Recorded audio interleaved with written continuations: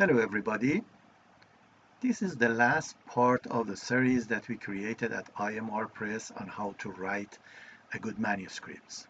I have already spoken and discussed how to write a good introduction for your manuscript, a good and standard method section, a standard result section, and in the previous video we discussed how to write a good discussion for your article. However, your task is not completed yet because your manuscript needs to have an abstract section and also a good title. So in this short video, I'm going to complement all those things that we have discussed already about standards of writing a good medical article.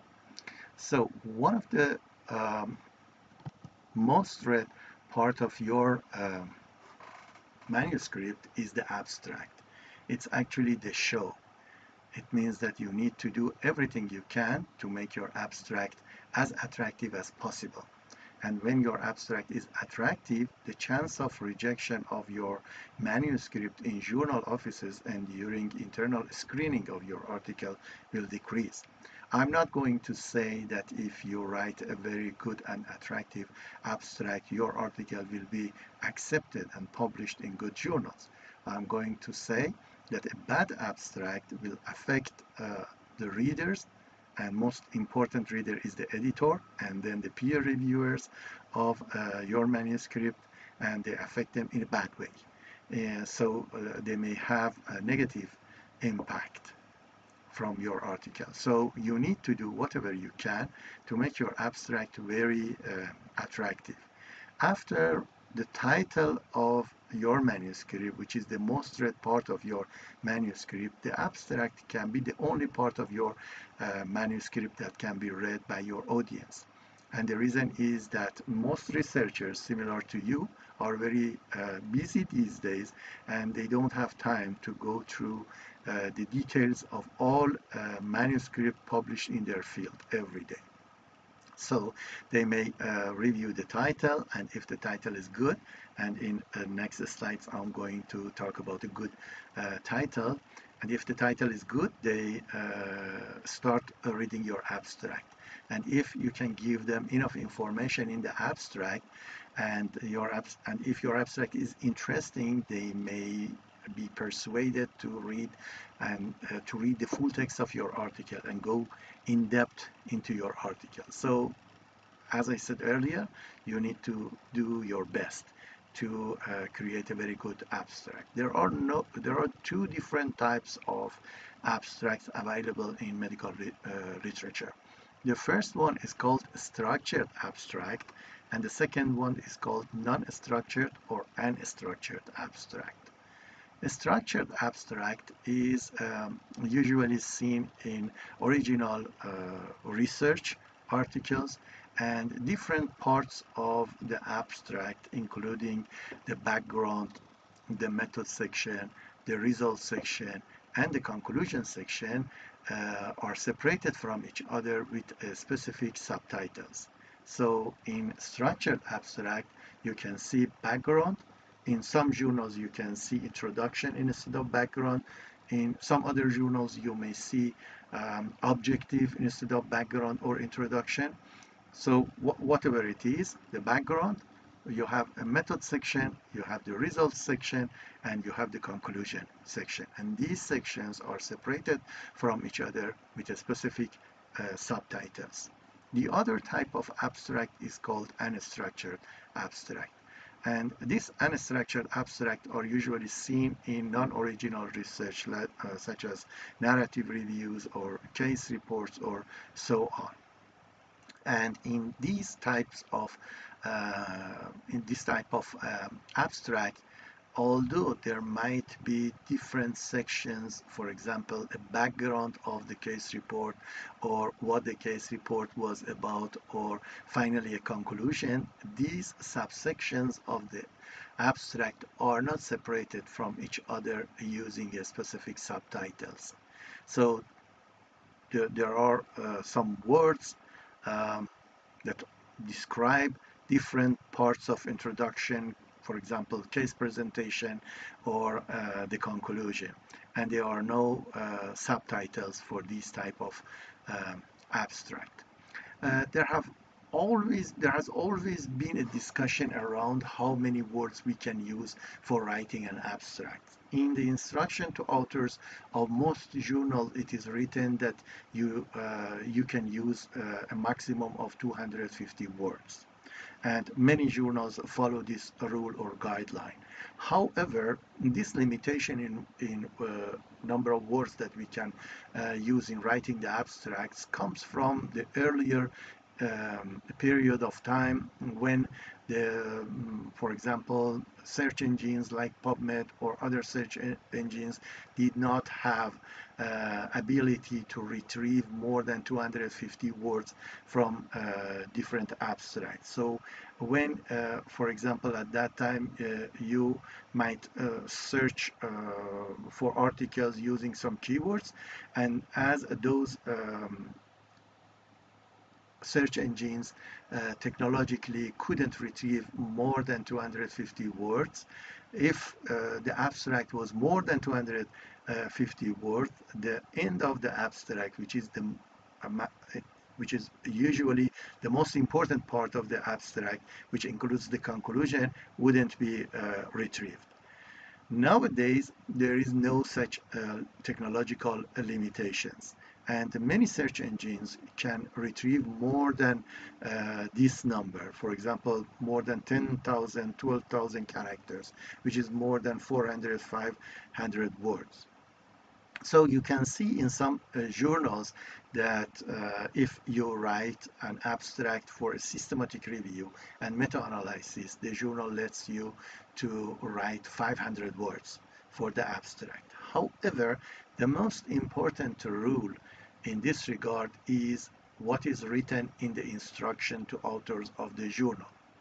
If the instruction to authors of the journals gives you a word limitation of 250 words, don't exceed this limitation and set up your abstract just to 250 words or less than that.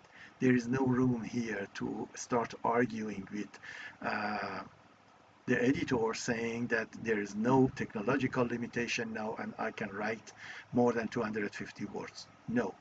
Just follow the journal's guideline. If they let you to use more than 250 words, you can do that. Otherwise, stick to whatever they have mentioned in the instruction to authors section of their journal, and follow those policies. The next question is that when is the best time to write an abstract?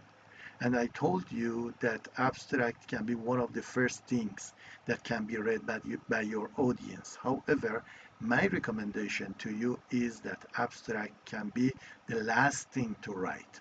So when you wrote different parts of your manuscript, when you wrote the introduction, your method section, your results section, and the discussion, and when you have done several rounds of editing and modifying, in the final stage, when you are happy with the full text of your article, then it is time to write your abstract. And it's very easy at this time to do this, because you can go to the introduction of your manuscript, find some important sentences that gives the readers the essence of the background of your study, and copy them and paste them in the background section of your abstract. And don't forget to include the last sentence of the introduction, which includes the aim or objective of your study, and copy that and paste that as the last sentence of the background of your abstract. Then you can go to the method section and select the most important sentences, 3 or 4 sentences that gives the readers the essential knowledge about the methodology you used to answer your research question, and copy that and paste that in the method section of your abstract. Then you can go to the results section, choose the best sentences, those sentences that gives the reader information about your primary outcome, for example, add some important numbers and p-values or confidence interval, and copy them and paste them in the results section of your abstract, and then go to the last paragraph of your discussion when you are concluding and recommending based on your results to the reader, and copy that and paste that in the conclusion section of your article. This approach helps you to be sure that whatever you have presented in the body of your manuscript is exactly the same as those things that are shown in the abstract of your manuscript. Because it's a temptation for some junior researchers that write something in the abstract, for example, in their conclusion, and write something else in the conclusion of their full text, or use different things in the abstract and in the body of their manuscript. It's not a good approach. So write the full text of your article first, and then go back to complete the abstract section. Some of you may ask that is it okay to copy some part of the full text and paste them in the abstract? And my answer is absolutely yes, because as I told you, the abstract is the showcase of your manuscript, and you are not doing copy paste in two different articles. It's exactly the same article, and the abstract is gist of what's going to be presented to readers in the full text of your article. So it's absolutely okay to do that. The next part of your article, which is very important, is the title. Title of your manuscript can be the only part of your article that can be read, because as I told you earlier, most researchers may go through your title and they find that the topic that you are going to present to them is not related to their field, or it's not interesting enough for them to put time and read that. So title is the part that's most often read, and sometimes the only part of your article that's read. So titles should have some characteristics in order to attract readers and your audience to go through your article. And these characteristics are these four elements. Your title should be concise and informative. They shouldn't be misleading. Your title should be specific. It means that it should include the type of study, and the title should have some essential keywords that can be later on be used by your readers to, when they search for similar articles, your article can be shown up in different search engines. So the last characteristics is that your title should be interesting, which means that it should contain different essential keywords of your manuscript. So if I want to give you some example of good titles available in the literature, I have selected these two titles from a very reputable journal. The first title reads as Closed Loop Insulin Delivery in Type 1 Diabetes in Pregnancy, the Circuit Randomized Clinical Trial. And you can see the type of study and design is available in the title. Different keywords such as type 1 diabetes, insulin, insulin delivery, pregnancy are available in the title, and it's concise and fully informative for the readers. So when researchers in this field go through this title, they may decide whether they want to continue with the article, reading the abstract and the full text or not. The second title reads as Effect of repurposed simvastatin on disability progression in secondary progressive multiple sclerosis, a phase 3 randomized double-blind placebo-controlled trial. So again, you can see the type of study is evident in the title of this study. There are interesting keywords such as simvastatin, multiple sclerosis, disability, and so on, and it's concise and informative enough for researchers to decide whether they want to continue reading the other part of the manuscript or not. There are different types of titles. The first type of titles is called indicative or descriptive titles. These type of titles do not provide information about the results of the study. So readers should go through the study to understand the results and understand what conclusions researchers made and presented. So one good example of this type of titles is this title, Quality of Life in Patients Receiving Beta Blockers After CABG. And you can see in this title that researchers did not provide the results of their study in the title. The second type of titles is called question or interrogative titles. And in this type of titles, uh, these type of titles ask about the results of the study to stimulate curiosity. So it's question title actually, and a good example, similar to the previous title, is do beta blockers increase patients' quality of life after CABG? And if you compare this title with the previous one, you can see that this title is have a question mark at the end and asks question about the results of the study, so it can stimulate curiosity of readers to go through the article and to find the results. And the final type of titles is called informative or declarative. And these type of titles carry the main results of the study, and they give the information about the results of the study to the audience. And again, a similar title can be Increased Quality of Life in Patients Receiving Beta Blockers After CABG. So in this type of title, you can see that researchers gave information about the increase in quality of life in patients after CABG if they receive beta blockers. And if you compare this one with the two previous titles that I mentioned to you, you can see the differences. We have the results in the last one, but we don't have the results in the first one.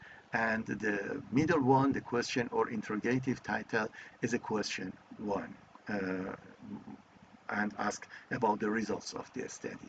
In most medical journals, editors usually prefer the first type of titles. So those titles that don't provide information about the results can be seen in majority of medical articles. However, there are different types, as I mentioned earlier, and you can choose if the style of the journal lets you to choose the other types of titles. It's up to you to select which one is better for you and which one can attract readers to your article more than the other one. So these two parts about titles and abstract complement the body of your manuscript. And thank you very much for following up our educational videos. Please share any questions, any comments that you have with our with our colleagues at IMR Press, and let us know which other topics you would like us to prepare video with. So thank you very much, and follow up us on social media, including YouTube. Thank you.